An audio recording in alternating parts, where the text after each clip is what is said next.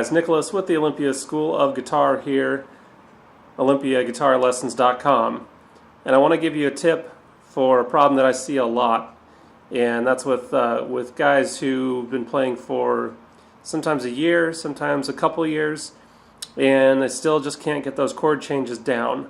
You know, it seems to not matter what you do, you just keep struggling with that, and so it can become very frustrating and really hinder your progress. And sometimes people feel like, well, you know, maybe I'm just not talented enough.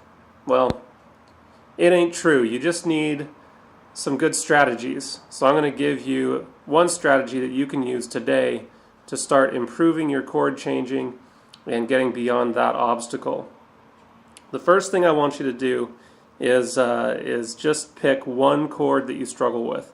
And here's an example of what a lot of people do. They want to play through songs, and so they play their chord,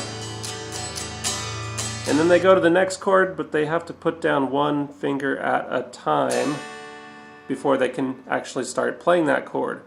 And of course, if you're doing that, you're not going to be able to play through songs very easily, right? You need to be able to change through those chords easily and instantly so that you can do whatever you want to do with them. So here's what I want you to do. This is the first step. I want you to pick one chord that you struggle with. I'm going to pick the D chord. That was a chord that I really struggled with a lot when I was starting to learn to play guitar. So what you're going to do is you're going to go from a bunch of different chords like C, and then go to D, E minor, go to D, A minor, D, G, D.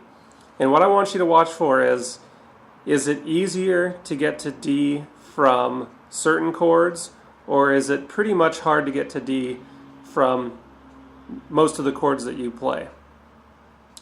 What this does, it helps you identify if it's really the D chord that's the problem, or if it's just one chord change that's the problem. If it turns out that D is the problem, this is the next step, okay? Put your fingers on D and then relax them, but don't move your fingers off the strings. Squeeze and then relax. Squeeze and then relax.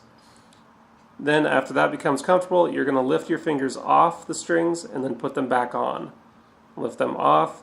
Keep this shape. You don't want to lose the shape of D. You're going to keep that shape and then put them back on. And you want to do this very, very slowly and very methodically. Gradually, you're going to move this shape away. This may take several days to get to this point where you're moving this shape way far away from the fretboard and back while keeping that shape of D. Because really what has to happen in order to play chords is you have to be able to make the shape of the chord before you get to that chord. So when I go to a G chord, or when I go to a C chord, or when I go to a D chord, that shape is already in the air before I get there. That's what you need to be able to do in order to change chords smoothly and easily. And what I just showed you, just making that shape and moving it off and back on, that's step number one of getting that D chord totally mastered. If you want to see the other strategy that I'm going to show you, you'll have to go to the next video. So look for that link down below in the description. If you want more help, go to OlympiaGuitarLessons.com and request a free trial lesson. Also subscribe to my channel and share this with people who you think might benefit from it. So I'll see you next time.